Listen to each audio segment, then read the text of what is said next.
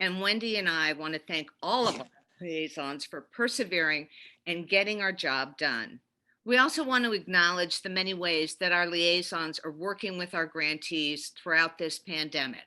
A few quick examples include the liaisons who donated food and other items when a grantee that held after school programs started to provide meals for its participants, excuse me.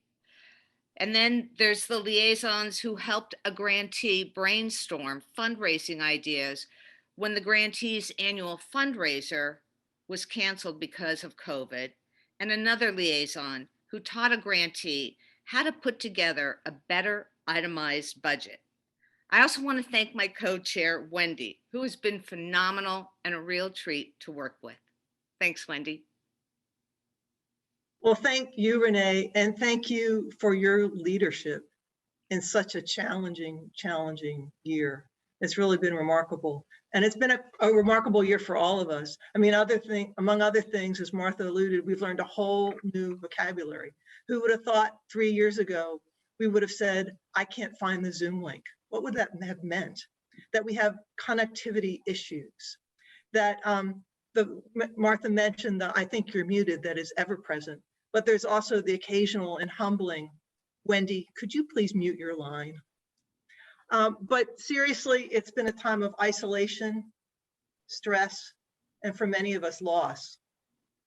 As challenged as we were, I think about the grant recipients and the challenges of turning on a dime. Our post-grant liaisons have reported that they're just so impressed with how the grant recipients have been able to continue to provide services in new ways through a pandemic.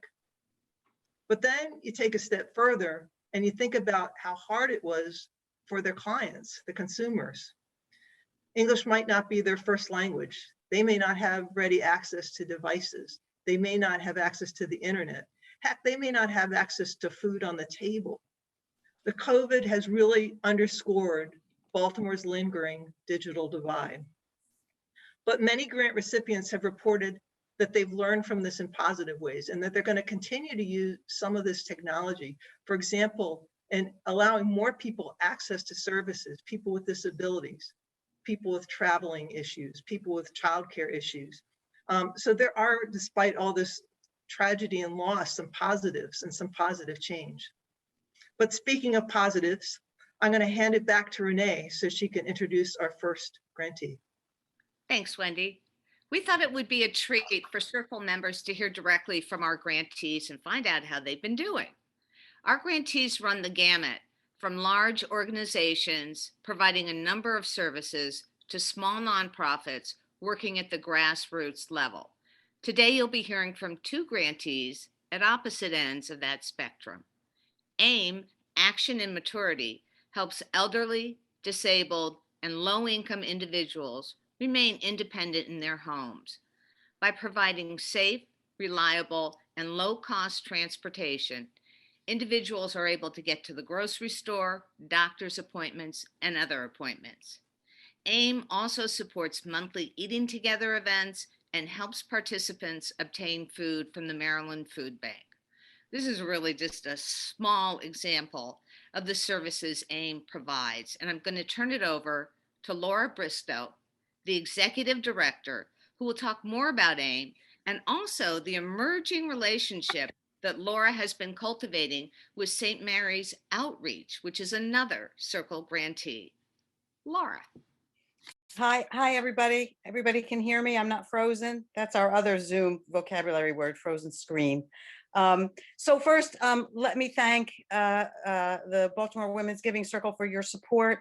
We've been grateful recipients for several rounds. We appreciate it. We think the work we're doing is important and impactful, and when funders recognize that along with us, it's a really beautiful thing, and we thank you for your support. Renee, thanks for all that summary of what we do. Now I don't have to say our mission and our purpose. I will tell you our nickname, which is Senior Center Without Walls. Because of our transportation, we can do anything, anywhere. So we're not like the static senior center that is in one location. We may do our yoga classes at Stadium Place, our quilting club at St. Thomas Aquinas Church, our Veterans Day party at the YMCA. We're kind of everywhere where we want to be. And if I look away, it's because I'm nervous and I'm looking at notes. I don't want to forget anything that I want to say. AIM is forging the link between home and community. If you have friends or loved ones who don't drive anymore, whether they're people of means or not, you know how hard it is to engage with the outside world if you can't get out of your house and get somewhere. And that's why AIM transportation is so important. As Renee said, we take people to the grocery store, we take people to the doctor. Just those two activities alone attack food insecurity, attack socialization, and health inequity. That's just something very huge for the people that we are driving around. We serve about 4,000 people a year.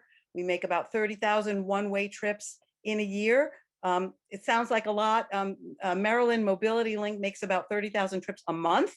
So we're small, but we're mighty. And we have the most wonderful senior-friendly drivers, I think, in all of Maryland, if not the country. These folks are dedicated. They look at our riders as their auntie, their grandma, their grandpa, and they treat them with the respect and esteem that they deserve, and have all forged their own lovely relationships with our riders. COVID year for us was challenging, but also rewarding. And I'll get to the St. Mary's piece in a minute. When we look back on the year, and of course, COVID isn't quite over, but we're getting there. We look back on the year, it was really a year of solidifying partnerships for us, of being present at the table to be embedded with the whole ecosystem of supports for Baltimore's vulnerable populations.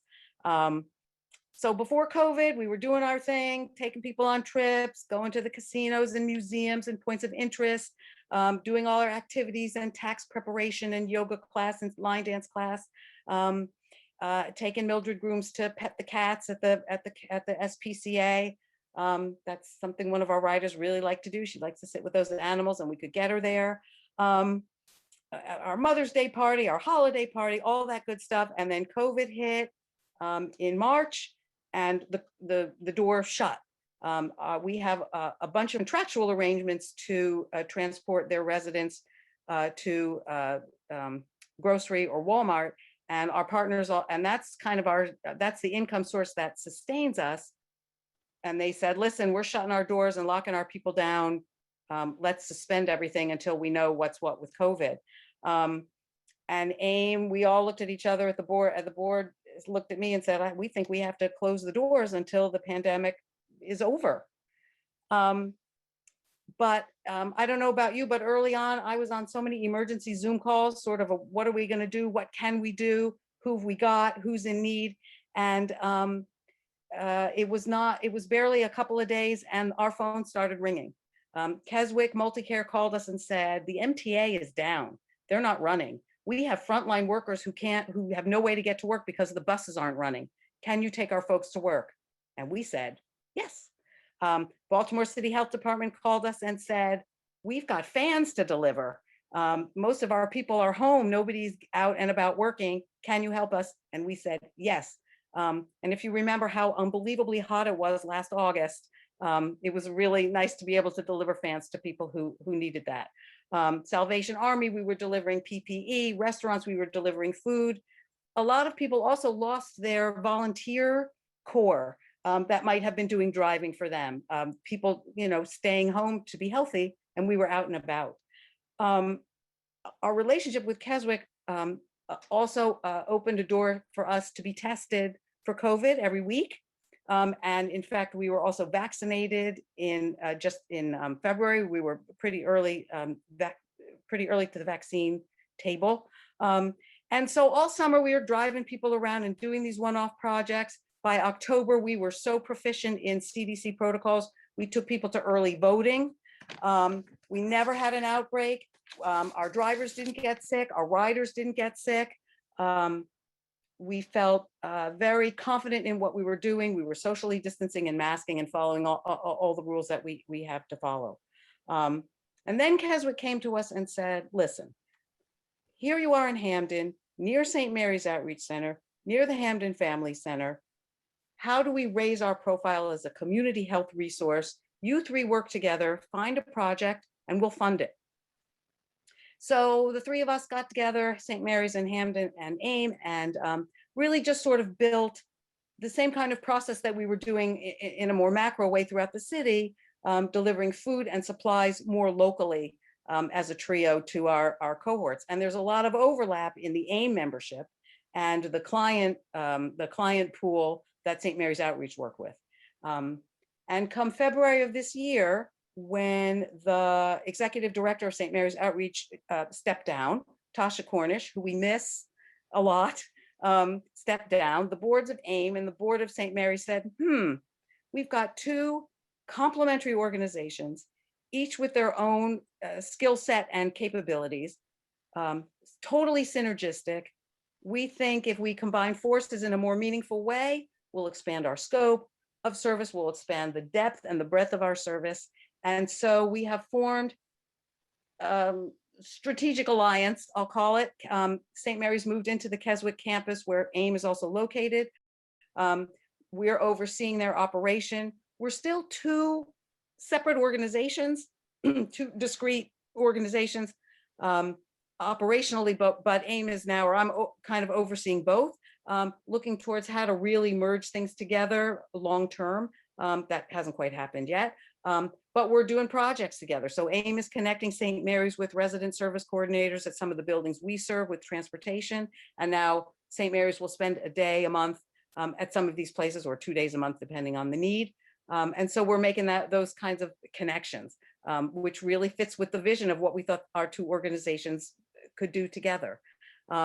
Someone on our board said it's like the Utz girl getting engaged to the Natty Bow guy. Can you picture that? Smite that.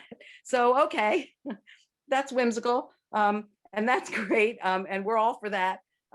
We will formalize things as we go along, but it's exciting to each bring our own capabilities to the other organization. So challenging year, rewarding year.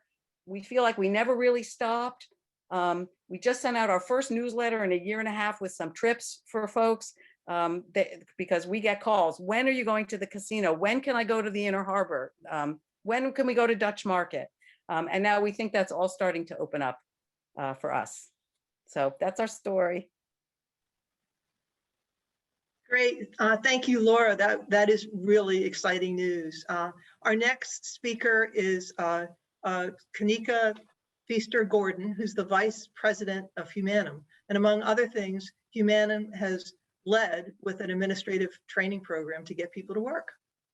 Thank you, Kanika.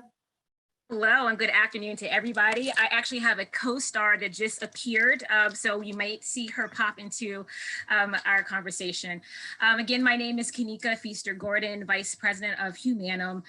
We are very honored and grateful for the partnership around this work. Back in 2015, we were able to create an administrative assistant training program in partnership with several of the largest anchor institutions in Baltimore, representing healthcare and higher ed. They were Johns Hopkins, University of Maryland, Baltimore, Towson, Notre Dame, Mercy, Morgan State, University of Maryland, Baltimore, just to name a few. During the past 5 years, we've been primarily funded through Maryland Department of Labor through the Earn Maryland Grant. And we were able to create a 9-week training program that runs Monday through Friday from 9 to 3, and really focusing on women who live primarily in Baltimore City or Baltimore County. They were really interested in having an entry level, but a long-term career as an admin assistant. They actually received 2 nationally recognized certifications. The first from Microsoft as a Microsoft Office Specialist. And the second certification is from the American Society of Admin Professionals, and really provides them all of those customary office management skills. We could not do this program without the partnership amongst our staff. So we coupled the training with professional development and soft skills. We have a dedicated case manager that really works to identify those barriers to employment that we commonly see, such as homelessness, transportation, access to childcare, which really impacted us during COVID-19, and making sure that we can work through those pieces so that once we pass that individual off to our senior employment consultant, then we're working really closely with all of our anchor partners to identify the perfect job match. Because again, we want to see our women not only get into that first level job, but be able to turn that job into a career, to purchase their first home, purchase their first car, etc. During COVID-19, we actually had to suspend our services for 3 months because, as we all know, the digital divide, access to technology to go virtual becomes very, very hard. And so Humanim took the time during that 3 months to really identify ways to actually purchase equipment and provide loaner computers, even Wi-Fi where needed, so that individuals coming back to us would be able to take the training. We were very fortunate to create COVID policies where we were able to train in person, as well as create a hybrid model so that our ladies could understand how to apply themselves as an admin in this new virtual world, because they would be the women responsible for leading or creating the Zoom sessions or the team meetings. And so teams will be so dependent upon their knowledge. So one thing that we had to do in particular was look at how we turn a in-person graduation, which is really the highlight of our program as far as acknowledging the successes of a very rigorous 9-week program, and turn that into a virtual experience where people walk away still feeling moved from the ladies' accomplishments. And so I want to just take the time to show you a video today that's going to actually introduce you to a few of our graduates that graduated with our our winter cohort of January 2020. And we actually almost turned our graduation into like an Oscars presentation. So in one aspect, you had our participants in the building of Humanim live. And on the other end, we had our large TV set where people were screening in, and we also included video. So presenting to you our graduates.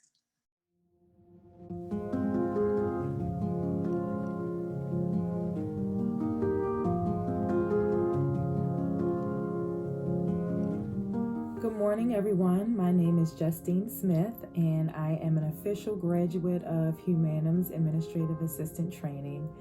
Wow, these past 9 weeks have meant so much to me in my life and my career. I have had the privilege of meeting some amazing people that I know I will be friends with and have a relationship with for a very long time. When I first joined Humanim, I really wasn't sure in totality what to expect from the program. However, I am so pleased to say that it has exceeded my expectations. I am so confident about going out into the world, into the workforce with all of the newfound skills that I have acquired, from personal skills to administrative, creating an amazing resume, gaining great interview skills. I just feel so empowered, and I'm so happy that I have had the privilege to be a part of this program. From day one, from my initial contact with Mr. Ricky to Miss Winnie and Miss Robin, your dedication and your diligence and just your passion for wanting me and the ladies to succeed, I am so ever grateful. Hello, my name is Jessica Willis, and I had the pleasure of being invited to Humanim's Fall 2020 Administrative Assistant Training Program. My background is in clerical work and finance, and in my life, I've had jobs with little to no growth potential, and I've never really had confidence in my abilities or in my work as an employee. Since coming to Humanim, I've really been able to strengthen my soft skills. I have a really good-looking resume and cover letter, and just the confidence that I need to get through an interview and to feel good about myself as an employee. And because of Humanim, I believe I have a really bright future as an administrative assistant. Hi, this is Lisa Rawlings from the University of Maryland, Baltimore. Congratulations, Humanim graduates. I am so excited that you are now going to be bringing your skills, your expertise, your persistence to be one of our colleagues in our anchor institutions. You have been through a very challenging program. You have some very valuable certifications to show for it. I'm looking forward to hearing how you guys show your stuff. Again, congratulations. I am so proud of our graduates. Let me say that, again, the contribution that you made to our program has been so appreciated. When I look in the faces of the young women who come to us expecting so much, and we know that in this grant space, it is really hard to do great work without funding. And so I just want to thank you again for the partnership. During COVID, I don't know how we made it happen, but somehow we were able to still graduate 3 cohorts, with our 4th cohort taking place right now, and they'll be finishing up in June. You'll be receiving the invite to attend our virtual graduation. But really in 2020, we trained 32 people. 29 of those have been placed in full-time employment. And we have an average salary wage of $17.19 per hour. And when we look at how many jobs have shut down, for us to be able to still, with our partnerships, make things happen has been so important to us. Also, in this year, we became known as the award-winning Administrative Assistant Training Program, receiving our first BTU Partnership Award from Towson University. So again, we just cannot wait to hopefully continue the work together. And we really, again, I'm speechless right now, but thank you so much for the partnership. Kanika, thank you so much. It's so energizing, I think, to hear from our grantees. And I hope that everybody who has been watching and listening is just as energized. And hopefully some of you who have not dipped your toes into post grants might now be encouraged to sign up for post grants.